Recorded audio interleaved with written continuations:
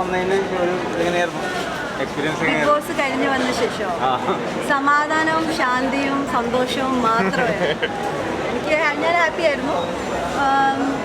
ഞാൻ അവിടെ ഞാനായിട്ട് നിന്നുകൊണ്ട് എനിക്ക് വല്ല പ്രശ്നങ്ങളൊന്നും ഉണ്ടായിരുന്നില്ല. ഞാൻ ഹാപ്പി.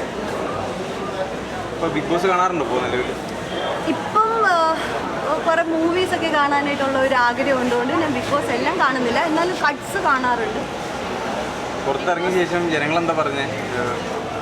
എല്ലാവരും പറഞ്ഞു ലൈക്ക് എനിക്കൊരു നല്ല സ്റ്റാൻഡ് ഉണ്ടായിരുന്നു, ക്ലാസി ആയിരുന്നു, ഒരു എന്താ പറയുക എത്തിക്സ് ഉണ്ടായിരുന്നു, അങ്ങനെയൊക്കെയുള്ള ഒരു പോസിറ്റീവ് ഫീഡ്ബാക്ക് അയച്ചു. എന്തോ ബിഗ് ബോസിൽ ഞാൻ ഏറ്റവും കൂടുതൽ മിസ് ചെയ്യുന്നത് സിജോ, ശ്രീതു, അർജുൻ, അപ്സര, ജിൻറ്റപ്പൻ. വീട്ടിൽ നിന്ന് സജഷൻ എന്തെങ്കിലും ഉണ്ടായിരുന്നോ? നന്നായിട്ട് കുറച്ചുകൂടി കളിക്കായിരുന്നു എന്തെങ്കിലും പറഞ്ഞോ? വീട്ടിൽ നിന്ന് പറഞ്ഞു മക്കൾ ബഹളമൊന്നും ഉണ്ടാക്കിയില്ല, നല്ലതായിട്ട് നിന്നു എന്നൊക്കെയുള്ള ഒരു ഇതായിരുന്നു.